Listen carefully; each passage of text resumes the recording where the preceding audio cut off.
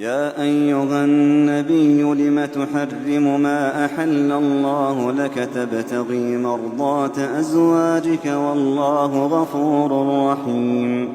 قد فرض الله لكم تحلة أيمانكم والله مولاكم وهو العليم الحكيم.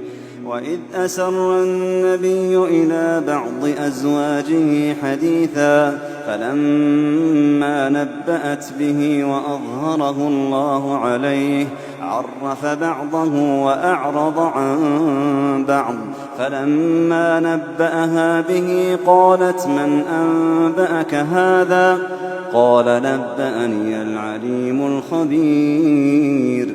إن تتوبا إلى الله فقد صغت قلوبكما وإن تظاهرا عليه فإن الله هو مولاه وجبريل وصالح المؤمنين والملائكة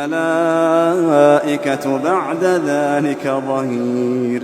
عسى ربه إن طلقكن أن يبدله أزواجا خيرا منكن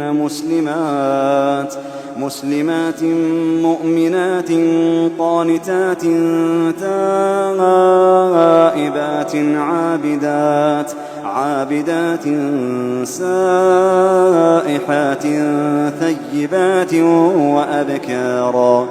يا أيها الذين آمنوا قوا أنفسكم وأهليكم نارا وقودها الناس والحجارة عليها ملائكة غلاظ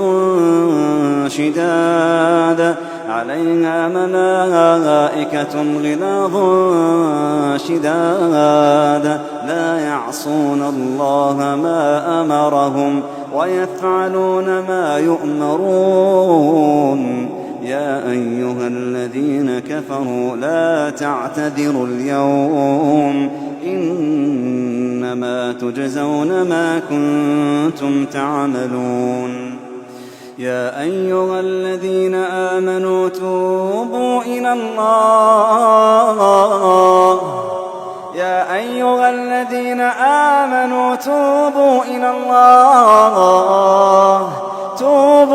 الله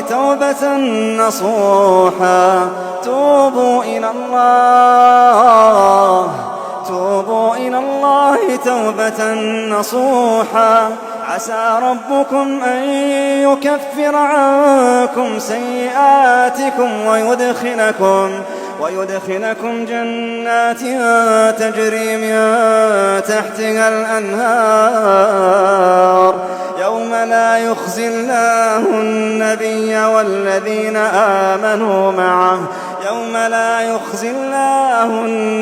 والذين آمنوا معه نورهم يسعى بين أيديهم وبأيمانهم يقولون ربنا أتمم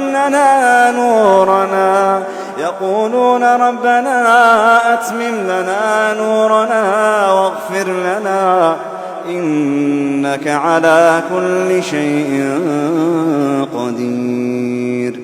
يا أيها النبي جاهد الكفار والمنافقين واغلظ عليهم ومأواهم جهنم وبئس المصير. ضرب الله مثلا للذين كفروا امرأة نوح وامرأة لوط كانتا تحت عبدين من عبادنا صالحين فخانتاهما فلم يغنيا عنهما من الله شيئا وقيل ادخلا النار مع الداخلين. وضرب الله مثلا للذين آمنوا امرأة فرعون إذ قالت رب ابن لي عندك بيتا في الجنة ونجني من فرعون وعمله ونجني من القوم الظالمين.